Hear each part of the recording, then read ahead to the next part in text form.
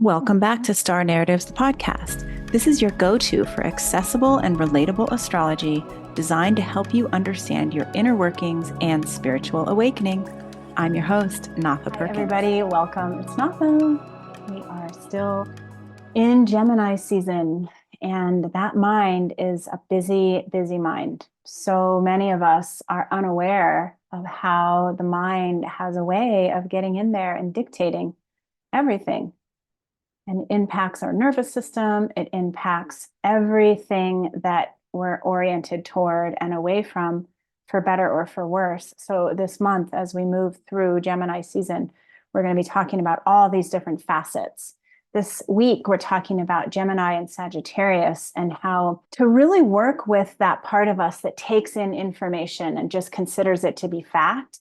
And then that part of us that develops these strong belief systems, and how when we're able to get in there and give some space and give some room to the way that our mind works and the way that we're processing information and the beliefs that it ultimately lands on, then there's so much more freedom. There's so much more potential.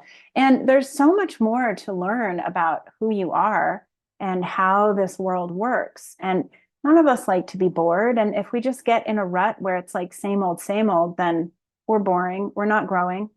That's my whole point with this podcast, is using astrology to help you grow. Astrology is just an organizing principle for the human psyche and the human consciousness. And it tells us a lot about our predictable crises and all of our inherent gifts. So join me along on this ride. If you are new to this podcast, season 5 is where I am going through every single sun sign and spending 4 or 5 weeks really talking about all the different facets. And these podcasts are peppered through with questions and exercises for you to do to help you understand yourself a little bit better so that you can heal. And that's the whole point of all of this. So if you like my style and you would like to book a private reading with me, you can find me at electraastrology.com. I also have mentorships if you're just wanting to learn some more astrology. Maybe you're a healer or a practitioner and you want to bring a little bit of astrology into your practice. I also offer apprenticeships if you are wanting to make astrology a business. And then I also have a set of journals, and I brought out my Gemini Mercury journal for this month because it's Gemini season. So you can check those out. You can get those on Amazon, or you can find out how to buy them on my website, electraastrology.com. And I say we get started. We are diving even more deeply into that Gemini archetype this week.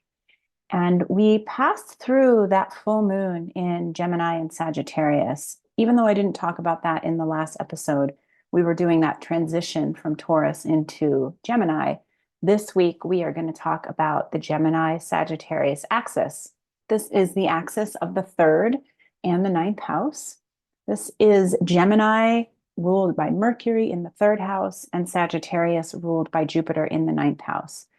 This is an axis of the mind, of the way that you take in information and use it. And the mind, as we'll be talking about through this whole month, is very intelligent. It has an agenda. Sometimes we talk about the ego belonging to the sun or the Leo archetype, or even Mars and Aries. But the ego also shows itself pretty strongly in the mind, because the mind has this way of acting like a driving force, and it's always seeking.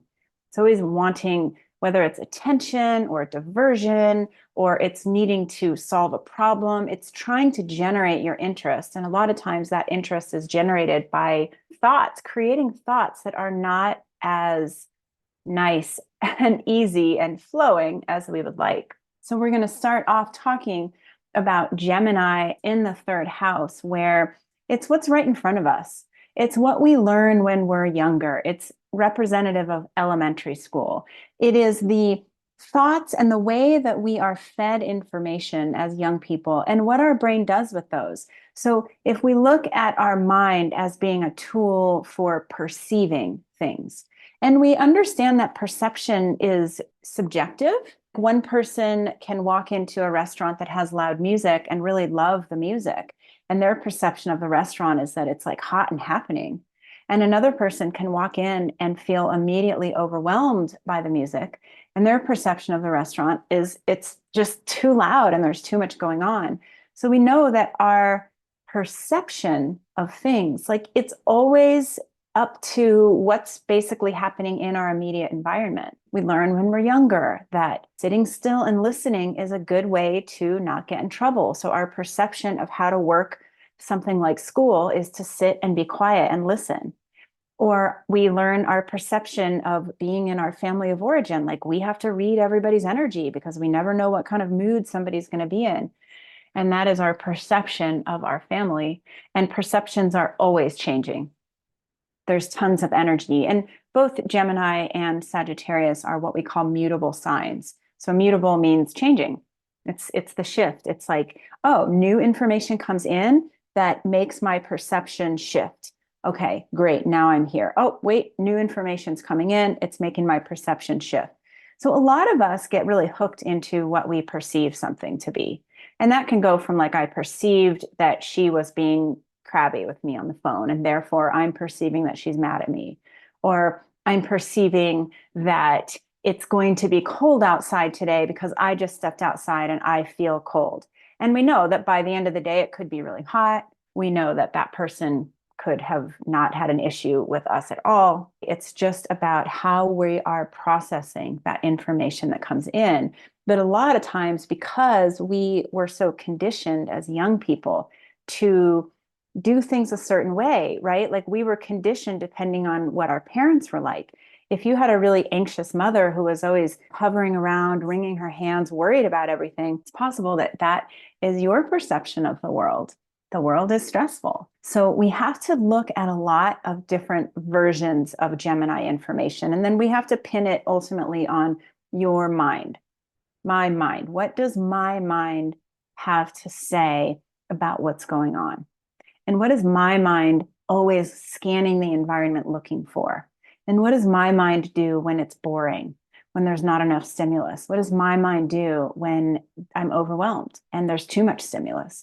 So the mind is like, whoa. And we're talking about this through the entirety of Gemini season over the next few weeks. If you have missed the last episode where we talk about that Taurus transition from being in the body, relating to the world through the lens of like, what messages is my body giving me and where am I holding tension in my body? Go back and listen to that one because it's a good foundation for everything that's going to come next. I want you to really think here, and especially this week after you've listened to this episode, become a researcher of your own mind and begin to ask yourself those questions. Like, what is my mind occupied with most times? And when I'm bored, what do I reach for? And when I wake up in the morning at 3 a.m., where does my mind take me? You know, we all have these danger zones of our mind, and Mercury is the planet that rules, and Mercury is the messenger. You can envision the archetype of Mercury. We've all seen that depiction, little wings on the shoes, Mercury in the sky moves really, really fast. We all have sort of a collective like, ugh, when Mercury goes retrograde. And part of that is because it's like, oh God, it's like this archetype of the mind.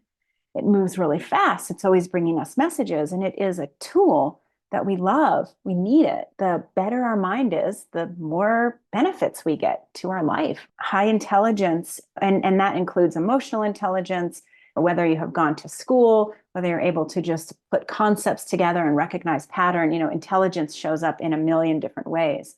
But having a high level of intelligence is such a huge asset. But most of us, our brains, they have a way of coming in and like taking over our thoughts, especially if you have thoughts that tend to bring you into anxiety or stress. And I think that's a lot of us. This week, pay attention to how often you are up in your head. Just to give you an example of that right this moment, close your eyes and take a few deep breaths into your belly center and bring your attention back into your physical body. And we did this all through Taurus season. Feel what it feels like to have your feet on the floor, on the ground. Feel what it feels like to give your body a stretch if there's anything that's kind of asking for a little bit of movement. Continue to breathe. Just sense into your solar plexus. That's that area that's right in between where your ribs meet. Put your hands there if you can. And just breathe. And that is where quite a number of nervous system nerves live in your body. Give it some breath and take 3 deep breaths and really just try to bring your full attention to this area. Noticing what emotions are stirring in that area. Notice if there are any messages that that area has for you.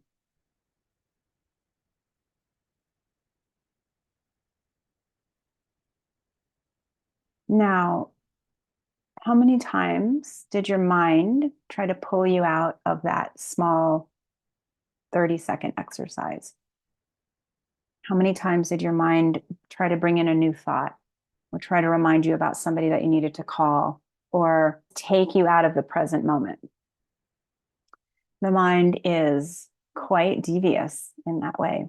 And even those of us that are practicing presence have a pretty difficult time staying present. We're going to talk more about presence and the third house in future episodes. But I just want to just set the stage for you here. And we're going to go into Sagittarius because remember, with these zodiac archetypes, which are, in my view, just simple descriptions of our human psyche, of the way that we operate throughout our lives. And the more that we have a grasp on these archetypes, and most importantly, how they show up within each of us. We're all having our own personal experiences of them. And that's why you can Google something. And sometimes I get clients in on my readings and they're like, I never really felt like an Aries. I always felt more like a Pisces. The cut and dry descriptions of these archetypes can be a little dry, right? They can fall flat. But what I want you to do here is I want you to really feel into how these particular archetypes show up in you and how you manage them, because all of us have different brains. We all have different versions of intelligence, different things that our brains can do, and different messages that our brains are trying to bring us, and different distractions that our minds are always trying to pull us into. The homework is to just watch how busy your mind is, how your mind has this capacity for shifting your perception, right? It's like, oh, I'm showing up, I'm having fun at this party. Oh, that person just gave me a dirty look.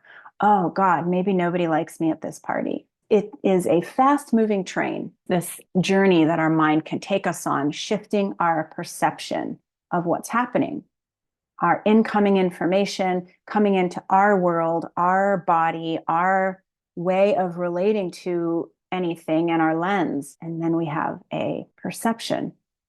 Accurate sometimes, not always, probably not even usually. We know that every archetype, every sign has its brother or sister on the other side. And the other side of that Mercury, Gemini third house is Sagittarius. So Sag, ninth house, Jupiter. So this is the axis of the mind. So we're still looking at the way that we pull in information. But with Jupiter and Sagittarius, we're looking at the big picture. We're not mired in the details, allowing small things to kind of shift and change how we see things. We're like up, traveling around, and we are getting a broader perspective of what's happening. So with Sagittarius, it rules things like our belief systems. You were fed certain things as a child. This is how the world works. And then it kind of alchemizes in your system as you've had some experience. And then you develop this belief. And then the belief is under that umbrella of Sagittarius. So the way that you form the things that you believe in this life. And then it also relates to things like philosophy. A lot of what I would call human belief systems, right? Because Pisces is the spiritual belief systems, and Sagittarius is more like religious belief systems. And religions are pretty man-made. They definitely have a basis in spirituality, but over the years, they have had men and women in there meddling with the teachings, shifting the teachings to fit one narrative or to get enough money over here. We look at Sagittarius as like the man-made philosophies. This is how man sees it. Okay, sometimes super accurate, sometimes totally off base. But we know that with Sagittarius, it's where we're really meant in an exalted way to be able to take all the facts and all the information, right? Instead of saying that, oh, I just showed up at the party and somebody gave me a dirty look, and that must mean that I'm not welcome at this party and everybody at this party dislikes me. That's really Gemini. But Sagittarius is like, somebody gave me a dirty look. What's their problem? Where's the chips and dip? Oh, there's a friend. Sagittarius is where we're able to zoom out and just see the story for more of its entirety. So a good example of this is that we just went to Mexico recently and we booked our rooms online. And so it's very Gemini to be online, researching, looking at little pictures, trying to get the facts about each place and trying to make a decision. You know, this looks good and that looks good. And let's get this one with a pool and blah, blah, blah. So that's Gemini. And then we get down there and we're actually standing in the resort and we're standing in our room and we're looking around and we're seeing this little pool that, like, we're seeing it. And it's like, oh, okay, this is the bigger picture, because now we know what it feels like to be here and smell the smell and hear the waves. It's where we get perspective. Now we get to see all of the moving parts and how they come together to make the whole thing. So we really need both of these in order to be able to utilize our mind. And, you know, where I said you want to watch what your mind is doing and what your mind is feeding you and telling you about, this is good and this is bad and this is fact and this is da da da da da. And watch how often your mind tries to hijack your experience, how your mind tries to change your perspective. Then we say with Sagittarius, the thing to watch for are those beliefs that you hold. So the belief is like, well, I must be a better person because I am staying at a place that's more expensive. I must be more valuable because I am driving an expensive car. Or that demographic of people is a bad demographic because they don't look the same way as me. We have to be really careful. And I think that this is part of what we're going to be working with as Jupiter is in Gemini. So Jupiter moved into Gemini just a few days ago on May 25th and will be there for over a year. Jupiter is interesting because Jupiter rules Sagittarius. And so it is actually at detriment in Gemini. Jupiter's like, I want the big picture. And Gemini's like, I want the details. But we are all, and this is not new work, we've all been doing this work for a while, but we're all going to be asked to really reevaluate the things that we thought were true, our belief systems. Like, for example, here I was thinking that I've spent plenty of time in other countries, but not for the last handful of years. And somehow my perspective, especially through COVID and all of this stuff, my perspective was like, oh, flying out of the country is way too much of a hassle. I don't want to do it. So that had actually become a belief system for me of like, oh, no, I don't want to do that. It's going to take too long. It's going to be too complicated, blah, blah, blah. In taking this trip, what happened is that I was able to reevaluate that belief system because I realized, like, wow, this is actually easy. This is very smooth and this is very pleasurable. And there was nothing that was particularly harder about that than flying to someplace in the United States. And that's a silly example, but we're all going to be faced with bigger questions about our belief systems. Like, why do you believe that? What in your experience, what in your perception is telling you that that is still a belief system that works for you? Then we're going to be finding that a lot of these belief systems, they will stand for us. And we'll say, yeah, I still really feel that. I still really feel that that's true. And we're also going to have experiences where we are able to see the facts. We'll see how those beliefs began. And then we will go out into the world. And that's the Sagittarian way. We go out into the world and we explore and we have different experiences. And then we reframe the way that we thought about that thing. So Sagittarius also rules things like higher education and learning and moving into just spaces that are different, whether it's a conversation with somebody that you've never talked to before or a memoir that somebody wrote that helps you to see your life differently through their life experiences. And sometimes it's actual travel, getting out of your comfort zone and going somewhere new and having to reorient. I was talking with a friend about the importance of traveling for kids that get out of high school. And it almost could be more beneficial than going straight into like a university setting. You're getting out of this comfort zone of having studied for 13 years and you're seeing the world. It really helps to give you objectivity about what it is that's going on here. Like, who am I? What am I doing? And that's one of the big questions when we pop into Gemini. You know, when we're infants, we're born into Aries and we scream and we cry and we understand what we need and we demand that we get it. And then we move into Taurus and we start to discover our bodies. Like, wow, this little hand is attached to me. Oh, look at what I can do with my tongue. And then we move into Gemini, and that is where we start to develop this mind. We start to notice, like, oh, I have thoughts. I have things that I'm wanting to learn language. And of course, communication also falls under the realm of Gemini. We're going to talk about that in the weeks to come. So go ahead and just take a deep breath and then just get settled. Get a sense of how this information is landing in your body. Because we are working to integrate the mind and the body in a really big way as we move through the Taurus Gemini seasons. Next up, we'll have Cancer, and that's where we start to integrate our emotions. But when we're dealing with these really personal signs, you know, the best way to get a sense of what's really happening, what that alchemy that's happening in your brain, in your body, as you're learning and you're making these connections about who you are, the best way is to take some deep breaths and just make a conscious effort to come back into your body, into the present moment, and just notice what's here. And this week, make sure to watch your mind and to watch your belief systems, because you're going to find that you have certain belief systems that pop up that don't hold any water anymore. You're going to find that you have these perceptions, and really it's the perceptions that are informing the belief systems. And so we're going to get in there and we're going to look at dismantling some of our old ways of perceiving and dismantling some of our old strongly held beliefs and the ways that we have thought that the world works, right? The things that we have been told about how the world works.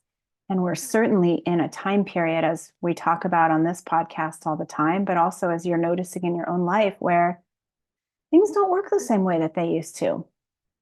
Time ebbs and flows in what feels like to be a different rhythm. Things aren't always available that we thought we needed at the grocery store.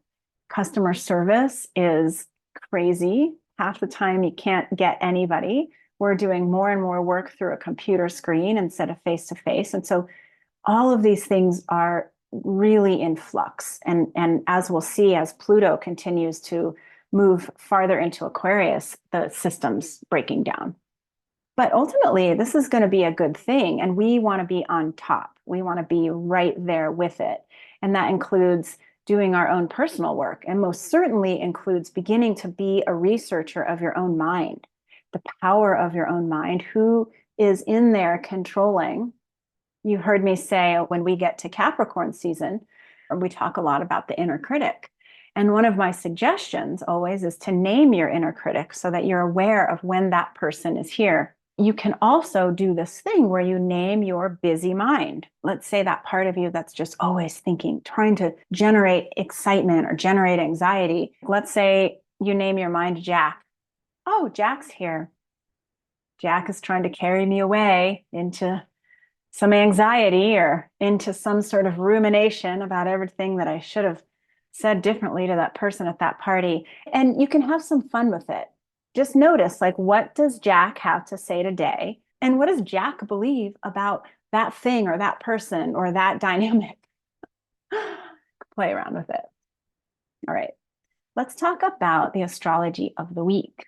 So we're looking at May 27th, as we start on Monday, that Jupiter has just entered 0 degrees of Gemini. Jupiter is an outer planet, but it is the fastest moving of the outer planets. It's also the biggest planet in our solar system. It's been traveling through Taurus since about May of 2023. It essentially begins a new cycle in this energy every 12 years. So the new cycle of Jupiter in Gemini, and that was, I believe, 2012. So what was going on in your life in 2012 as it related to the things that you knew, the information that you were pulling in, new information coming in, and information that was going to help sort of bring you to the next place, help make a deeper sense of meaning in your life. And that's what Jupiter is going to do for us here as well. It is going to help us with this. What do I believe? What do I know? How am I using the information that's coming to me? How am I allowing it to shift my perception? How am I using it in order to see my perspective? This is a pretty big energetic shift. So pay attention this week to what is happening in terms of the information that's coming into your field and what your brain wants to do with it. So on the 27th, we also have the moon meeting with Pluto. The moon meets with Pluto once a month. It's not like it's that revolutionary of energy, but we will feel it because it's like our emotional sense of self that is now coming in to meet with the Lord of the underworld. So the 27th, you might notice some deep stuff rising to the surface of your emotional body of like, wow, I just need to process this.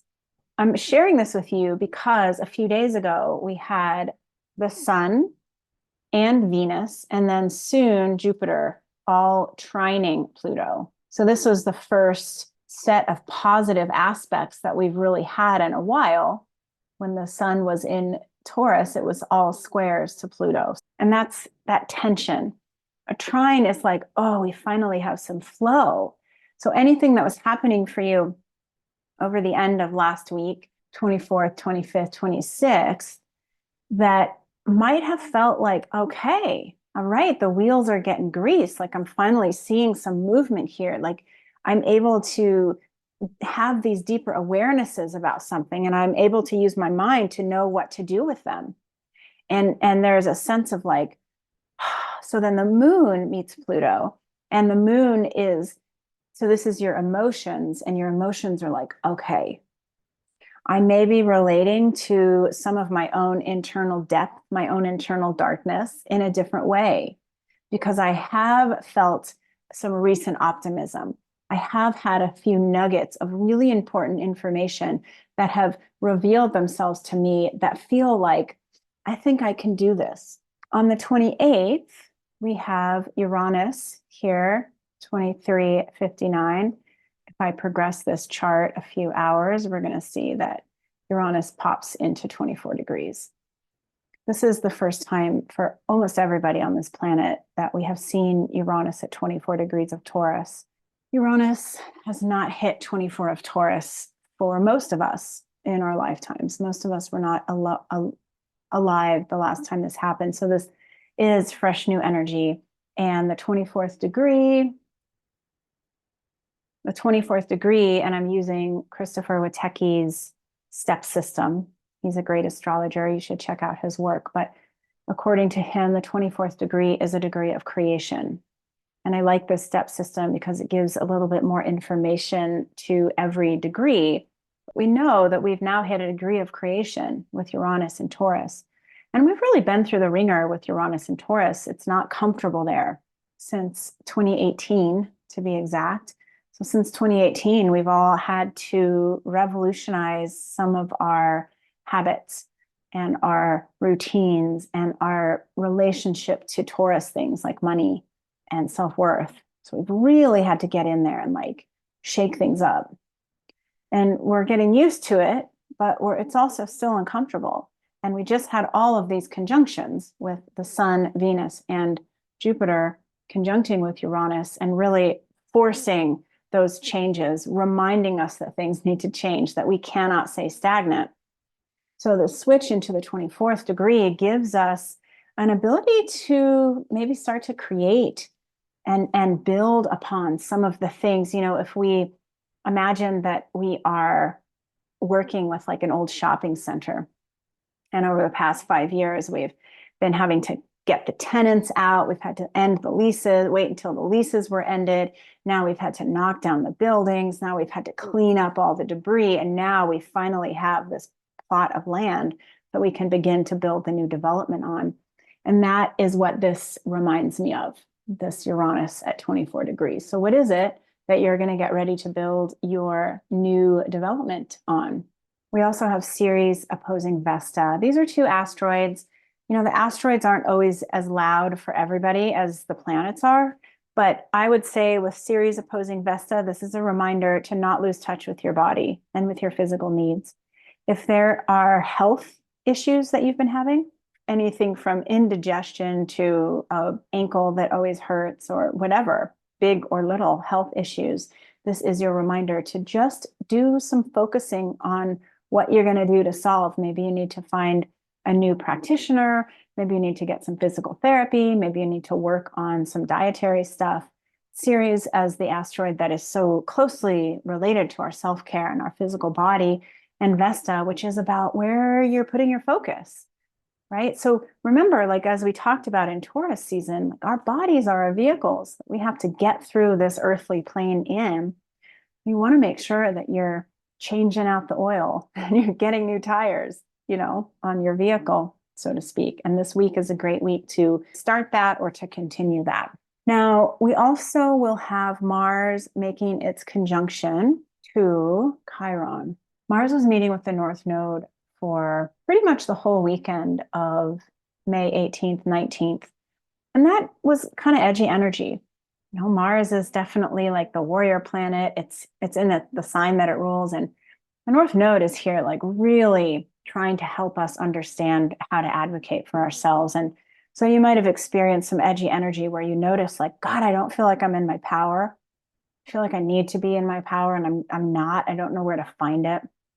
So whatever was coming up for you that weekend of the 18th, 19th, if there was a sense of powerlessness, now we come to this energy where we can begin to heal that, where we get the perspective, right? We've had some time. We've zoomed out a bunch. We've had a whole week. And we started to have that perspective of like, oh, this is what that powerlessness was about. Like, this is why that wounded me. And here's how I can heal it. Here's how I can really step in. And that's what we've been learning with Chiron and Aries. Chiron takes forever to get through the sign of Aries. So it's a long, slow slog. But there is this sense of like, can we heal our issues around our identity? Can we heal our issues around anger? Can we heal our issues around power? And hopefully we each in our own way are doing that. On the 30th, we have the sun making a square to Juno here. Sun at 10 degrees of Gemini, Juno at 10 degrees of Virgo. And again, it's another asteroid. This doesn't always hit as hard for everybody, but it will hit hard for some people. Juno is your long-term partnerships. So you might find this week that who you are maybe feels lost in your partnership. You might find things with your partner that pop up, and this could be business partners or even people that you're just doing stuff with long-term for years and years, but definitely marriages as well, where it's like, I don't feel like you see me. I don't feel like you see what I bring to the table. And if you bump up against this, what is the answer? You have to work to see yourself. So that is where you spend some time going inward and really just being with what's happening, how you're feeling, and what is really there. Because usually when we don't feel seen by other people, we're usually missing some really potent aspect of self. It's like we don't see how loving we are. And we're certainly not loving ourselves. So we're out there looking for other people to love us or to say, you're so loving. But all of that stuff only works for so long. It's like the Band-Aid. And if we really want to heal that wound of like, I don't feel loved, then we have to look at ourselves and say, well, how come I don't love myself? Or why am I disconnected from source energy and feeling so alone and disconnected and not feeling the love? On the 30th, we have Mercury coming in to make this conjunction with Uranus. So Mercury will be the fourth planet that has come in to make this pass through this Uranian energy. And Mercury is the mind. Mercury in Taurus likes to have solid, predictable thoughts. It likes to take its time. incoming information, process, process, process. All right, now I know what to do with that info. But Uranus is going to challenge Mercury and say, as Uranus does, is that true? Does that need to change? Is that an old thought? And is your mind working for you?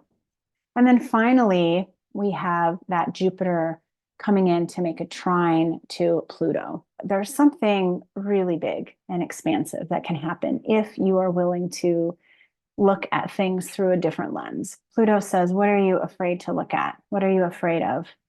What would you rather not see? What is the truth? And Jupiter says, I'll help you see the truth. I love looking for the big picture. I love putting information together so that you can really see the entirety of this whole dynamic. So I think that we have some good astrology for this week. And again, be watching where your mind takes you. Be watching how pervasive your mind is. What is Jack trying to feed you this week, right? What is Jack trying to convince you to do? And do you want to do that? As we progress through the next few weeks, we're going to talk about how to take back control of your mind so that you aren't so driven and run by it. All right, I hope this was helpful. Have a good week. Thanks so much for spending time with me. You can find me all over the internet or at electroastrology.com. If you enjoyed this podcast, share it with your friends and help them discover us. And if you are the kind of person who likes to leave reviews, I'd greatly appreciate it.